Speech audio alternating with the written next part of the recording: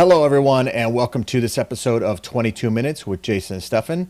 I am Jason Bates, and I'm going to bring you the lender side of things, and he is Stefan Cotton. He's going to bring us the realtor side of things, realtor side of things, and then together, realtor over here. a little more realtor. Together, we hope to not only entertain you, but also bring you some valuable content that you can actually use when you're looking to buy, sell, refinance, or invest in property. So if you're looking to do that here in the Phoenix metropolitan area, we want to be your team of choice, so please reach out to us. You can see below there's a Facebook kind of bar, if you will. So if you want to write comments during the show, feel free to write comments. They will show up right here on this post. So if you're a first-time watcher, this is, well, thank you for being a first-time watcher and checking out our stuff. But this show is all about real estate. So we talk nothing about real estate, trying to give you information, again, that you can use. So with that, I think, well, we always do a tweet quote of the day. So shall we do that? Let's get that started. Yeah. Let's get that started. And then we'll get right into today's Trending Tuesday.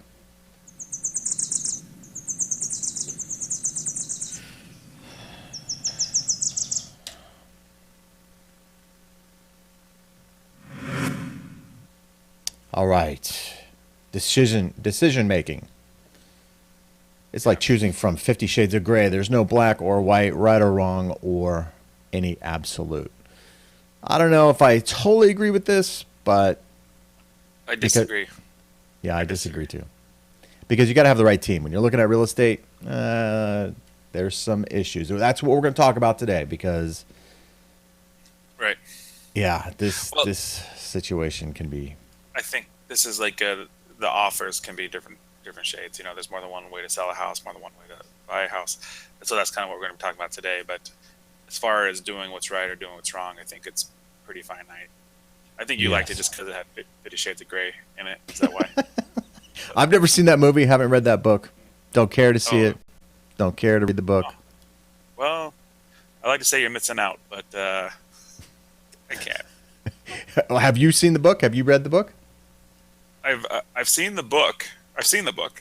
We watched the movie. I watched the sequel. Yeah. I must say the sequel is not as good as the first one. The first one is not good, so I don't know. All right, but enough. Yeah. All right. Hey, let's kind of segue right into our thing here. Right. Let me. I'll just flash it over here, but. And let me stop the music here. We always have the sound effect. I need to pause that there. But today, real estate contingencies. And there's some things you need to consider when, as a seller or as a buyer for real estate contingencies, right? So we want to kind of give a scenario here of it. And Stefan and I, yesterday after the show, we were talking about what we're going to talk about today. I have a situation currently of a buyer whose offer was only accepted if I could close the loan within, I think it was like 2 weeks, maybe 2.5 weeks. Offer was accepted because I could get the deal done. Got it all done. The seller, however, needed to sell that house in order to put money down on a new house. And it's a new construction home that he's buying. I did my part.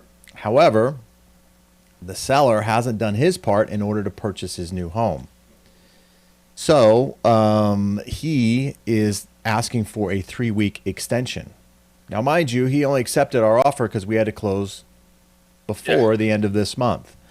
And now all of a sudden, here we are ready to go, ready to close, and the seller's saying, I need an extension. It's not too often that you get a seller to ask for an extension anyway, right? But in this case, because of the contingency, he needed to sell his house in order to purchase the new one. The builder of which the home he's purchasing accepted his offer as a contingency offer on him selling his house. Right. So we have a lot of dominoes here. A lot of dominoes. The first domino I see is like, okay, we're only going to accept your offer if you can close in 2.5 weeks, right? So hopefully you got a discount. Say, hey, we'll close in 2.5 weeks, but we want, because obviously they're motivated sellers, right? If they want to close in 2.5 weeks. So we did it. We did our job. Yes. Okay. Now we talk about the builders and their delays, a bunch of different reasons for delays. You know, the lumber costs, the workforce. They talked about, you know, just everything that's slowing the building process down. So to be surprised that the new build, and that was the first red flag, is when you need to close on this time because my builder's going to be done by then. Yeah. That's a big joke. But Yeah. Yeah. get this domino, this domino. Now, what's the solution, or have you guys figured out the solution for it? Well, the solution is, sorry, sound effect there.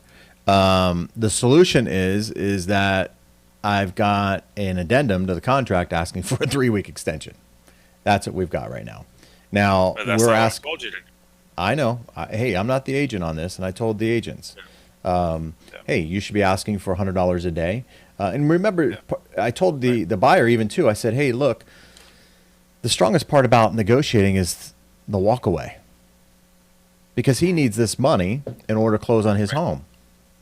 Yeah. Threaten to walk away. You're asking for 3 weeks. I'm ready to go. All you got to do is find another house.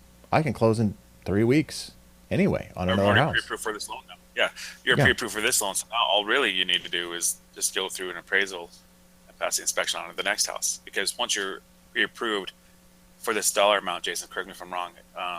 If we back out of this house, you can buy another house for the same price, pretty clean. Very Right. easy peasy. Absolutely. All we're doing is Not substituting the address and maybe the value, maybe some of the contract, intricacies or whatever, if there are any. Right. But that's it. Yeah, pretty easy. Substituting one address for throw- another. Throw a cure notice in there. Have them throw a cure notice. Don't have them sign the addendum. Give them Yeah. 3 days to cure them to close on time, and then on day 2 or 3, say, okay, we'll agree if you do $100 a day. I would. So let me ask you, because this kind of begs the question. We talked about it yesterday. A seller. If a seller doesn't want to sign, they're under contract on the home. If the seller doesn't want to sign Right. their portion of that contract or fulfill their end of the bargain, if you will, in the contract, is there any legal recourse for the buyer? That's a darn good question for my broker.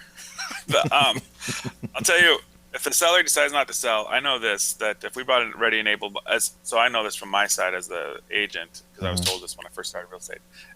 If we brought a ready and able buyer and everything was agreed upon, and the seller backs out, they are still liable to pay that 6% out to the buyer's agent and the listing agent, because I did my job. So usually that's enough to keep them to close the deal. Now, if they decide not to close at the end of it, your earnest comes back. I'd always obviously ask them to reimburse you for the appraisal and the home inspection and stuff, to allow the stuff. But I'm not exactly sure how. Here's liable what you I are. was told from the other agent, is that you cannot force the seller to sell a house. Can't do it. So there's really no legal recourse to the seller. If the seller doesn't want to, they want to back out last minute, say I changed my mind, they can do that. Which seems a little bit unfair to me, because if the buyer did that, well, they lose their earnest money. Right. They Well, lose. if the seller did that, if the seller did it, then they'd lose earnest money for the new build because they're not going to be able to close on that new build.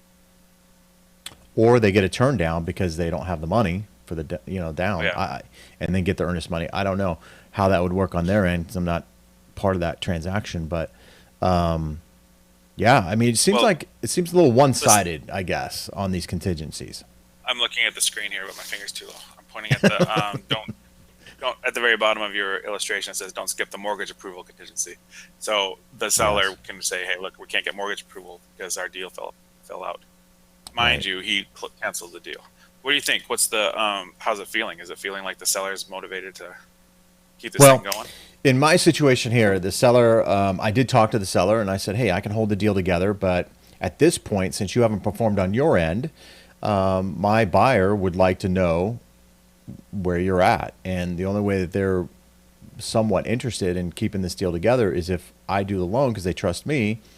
Yeah. Therefore, I can within reason, of course, within privacy and things like that, but I can be the person that's kind of working between saying, yes, it's going to move forward. Yes. And they trust what I'm going to say. Right now, they don't really trust the other lender because remember, we have another lender involved here Right. and they haven't performed, that lender. Now, the lender's blaming the buyer, which is our seller in this particular case, Right. as to why they Those- haven't performed. For those following along, right?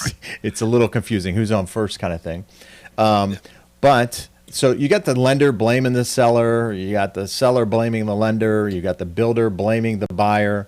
It's a little convoluted right there, and this is where communication is so critical in these situations to keep all this stuff straight. Because in my opinion, as a lender, the lender dropped the ball. Period. This person in this situation, which is the seller who's purchasing the new home is complete. They did their final walkthrough, yet they don't have financing in place. Now, how Oh, so great? it's not the builder's fault that they needed to No, be reconsidered. no, no. The, Not according to the builder. buyer. Now I don't know because I haven't seen the contract, but the buyer told me, the buyer being the guy selling the house that my buyer wants to buy, Buyer right? being- Yeah, buyer being the seller. He said, "Hey, I've already done my final walkthrough." I said, "Well, did the lender contact you about where you're at with financing?" He's like, "No." Now there is some ownership there as him obtaining financing. He needs to call the lender too and say, "Hey, where are we at, man? What do I need to do?" He didn't do that. So there's some ownership there, of course. But at the same time, the builder usually communicates with the lender saying, "Hey, where are we at with financing? Our close of escrow is coming up. We good? Can we count on this deal? What's happening?" And either that happened and the lender lied to the builder, or it didn't happen between the builder and the lender. But at the same time, the lender did not follow up with the buyer saying, "Hey, your close of escrow is coming up. I need the stuff. I need to make a decision here. I got to report back to the builder. I've got certain things I've got to do." So there was a lack of communication all the way around on that end. Now, the troublesome part is that my buyer was oblivious to this, Right. completely Because oblivious. yeah, they're just focusing on their part, which is we got to get our loan done in 2.5 weeks. So you're focused on your finish line. And he was Johnny on the spot. He was doing everything. As soon as I asked for it, he got it over to me. We got it all done, like I said, in 2.5 weeks, which is really, really fast in today's environment. We fulfilled our end of the bargain. Now he's the one who's going to suffer, really, because he's homeless. He's got to live with his mom because he was in an apartment, and at the end of the month, his lease was up. So now he's going to live with his mom, and he's not too happy about it. Yet there's really nothing he can do to the seller. What can he do? Walk away? He loses his appraisal money. Maybe he can ask for the seller to pay his appraisal money, but what's the seller going to do? Stroke a check? They're not going to do that. Right. So this is the contingency issues that we want to talk about today, because you can find yourself in a pickle. So everybody, Very quickly. this whole thing has been a 13-minute build-up for what we're going to talk about today. I know. So let's get into it. Explain Let's get into contingency. I thought we were into it. We are into it. But explain contingency, because we kind of skipped over that a little bit. So Yeah. So in this situation here, we'll use this as an example, and it happens a lot in this market. In fact, I got an offer on one of my other properties yesterday. They said it's contingent upon them selling their house, but they don't have that house on the market yet because those buyers don't want to put their house on the market and have an offer on their house without finding a house that they love first, right? right. So whenever you have equity in a property and you're using that equity to purchase a house, which is where we're at. So it's a great healthy market in this sense, but the buyers need to sell their house one, in order to buy house two, which is what we've been talking about. So I think everyone understands that part. I can't buy this house until I sell this house, which is Right. fine, except for in our market right now, when we list a house, if it's priced under 200, 250 or something, it moves pretty quick. So I don't want to list my house that I need to sell until I find the house that I want to buy. Because Right. if I put this house on the market, just like this guy needs 3 more weeks now, and I have an offer and I'm supposed to close, but I still haven't found the house I like, then it was all for naught, right? Right. Right. So the buyer contingency, I see it all. I see it probably a lot more than I should these days, but I mean, I see it a lot where I'm not putting my house on the market till I find a house, and so then we have a 60-day close, or we actually did a 75-day close of escrow. And I'll tell you this: I was about ready to put a cure notice on these guys because we gave them 45 days, so we're at like day 44, and then they only had like 32 more days left to get an offer on their house. They got an offer on it yesterday, so Yeah. they just barely made it through the wire for me. And then so someone else says, "Hey, their house isn't listed yet." I said, "No, we're not going to accept that offer because it's just a headache." So contingency is a dependency on one thing to happen in order for the your thing to happen. So if you're a seller, and somebody's buying your house, well, they may offer a contingency that they need to sell their home in order to buy your home. So as a seller, I would be asking my agent, like if Stefan was my agent, I'd say, okay, let's look at this contingency here. I want to know what their home is listed for. And is that a fair price? Is it priced aggressively? Is it going to sit on the market? How's their house show? I want you to go walk their house. I want to see because if I'm going to accept a contingency, I need that house to sell in order to sell my house to this particular buyer, right? So I want to know everything about that house. That's me. And I don't think a lot of people do that. And I don't think a lot of agents even offer, hey, let me go look at this house, these buyers. And then at the same time, hey, if I do accept it, then I'm going to accept it, but I'm still taking backup offers. I'm still going to market the property. I'm still going to have other people look at it. And if I get a cash offer, hey, sorry, I'm out. You're out, kind of thing. So I think when you accept a contingency, you should have that little caveat in there that says, hey, if I get a better, stronger offer before you get an offer on your house, I can immediately cancel your contract.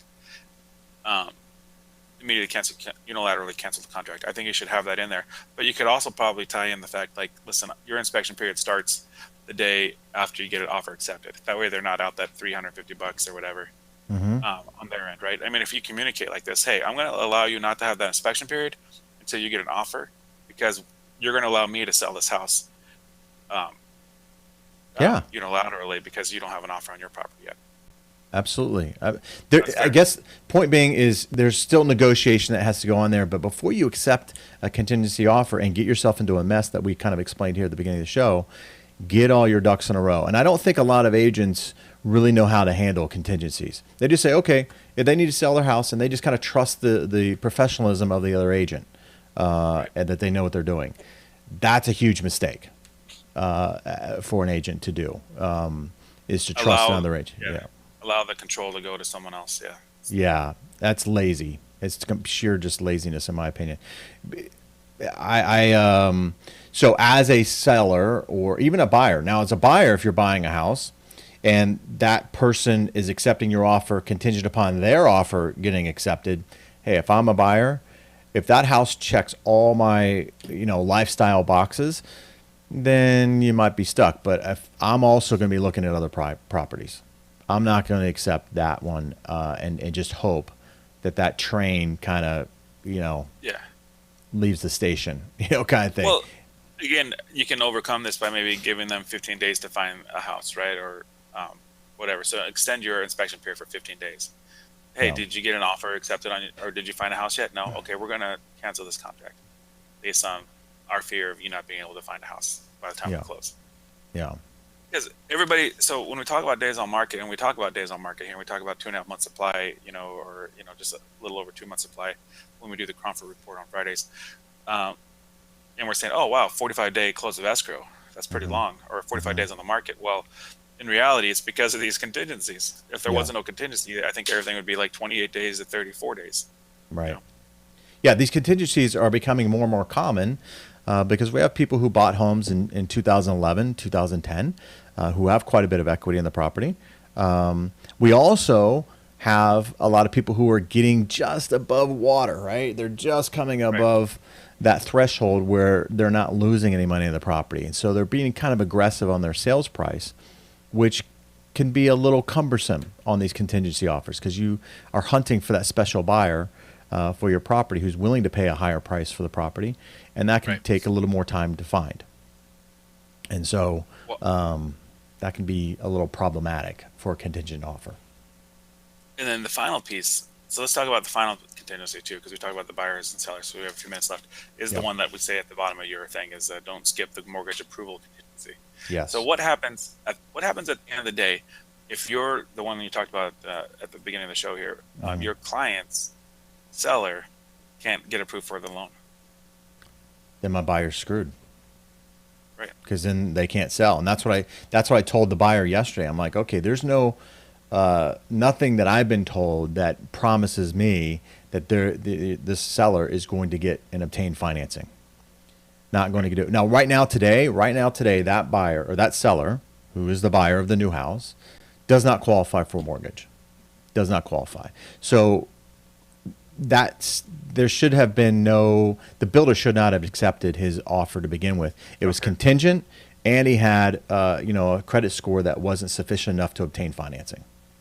Yet the builder accepted his offer with those two strikes. And typically when you have two strikes out of three strike kind of baseball analogy, a lot of sellers and buyers won't play. If you have one strike, okay, maybe. But having two strikes against him, not so common. But some builders are so desperate for business that they're willing to stick their neck out, and it's risking my buyer. I mean, the builder really at this point, by accepting that, and the loan officer, the finance company, by telling the builder this person was pre-qualified when they shouldn't have done that, really just costs my buyer money, because he paid for the appraisal, he paid for the home inspection, because he was relying on this seller to qualify for a loan. When I talked to the seller, went over his finances, right now today he does not qualify for a loan. He's taken steps and he's done some things to qualify, but as of right this very moment, does not qualify. Well, that's why he's asking for 3 more weeks, right? I mean, that's probably the lender's waiting for the credit thing to report. Yep, exactly right. Exactly. But again, exactly. You're still crossing your fingers. Exactly. And that's not a good position for my buyer to be in. It's not. And it's unfortunate. This is what causes a lot of problems down the road, and hence why we're seeing some of these other types of finance companies kind of, move up, because they're removing some of these contingencies. They're making it a little more predictable with financing. And, there's some, we've talked about, price points and stuff like that of, where they're kind of getting their money from and whatever. But, yeah, this is a huge problem. And I think this sort of thing is only going to get a little worse, because I think we're going to start to see more and more contingent offers as our market continues to grow and, do its thing over the next few years. I think contingencies are going to be more and more common. Got to be careful, I guess, is the bottom line. You got to have a good agent, man. Good agent, man. So critical. After all this, everybody that's watching, are you going to accept an offer that's contingent upon them selling their house? Right? Me? The other thing is, well, for the audience out there, but the other thing is, try to buy a house. My advice would be try to buy a house that's vacant, right? Maybe their second home, or they already moved out of, because that way you can still close on it, take possession of it, right? And yeah, absolutely. Yeah, there's some dangers there, no question about it. So hopefully we helped you a little bit with contingencies. You have options, I guess, consumers. You have options out there when you have contingency factors in play. You still have options. Don't think that you have to just settle there. And please, for the love of God, take your agent and make them do some work. Just don't say, hey, there's a contingency offer, and just accept that for what it is. Make them do their work. Make them do their homework and kind of earn their keep there a little bit, because there's a little more work involved there to protect you. Something that a robot realtor can't do. Exactly. A robot realtor cannot do that. Watch yesterday's episode for that. Okay, that's going to wrap it up for today. I know we went a little bit over, but this is a serious issue, because you could stand to lose money, and we don't want anybody to lose money.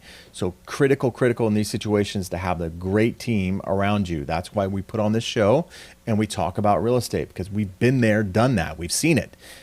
We know what to expect. We know how to handle situations that can be very, very sticky. So before you get into that sticky mess, reach out to us.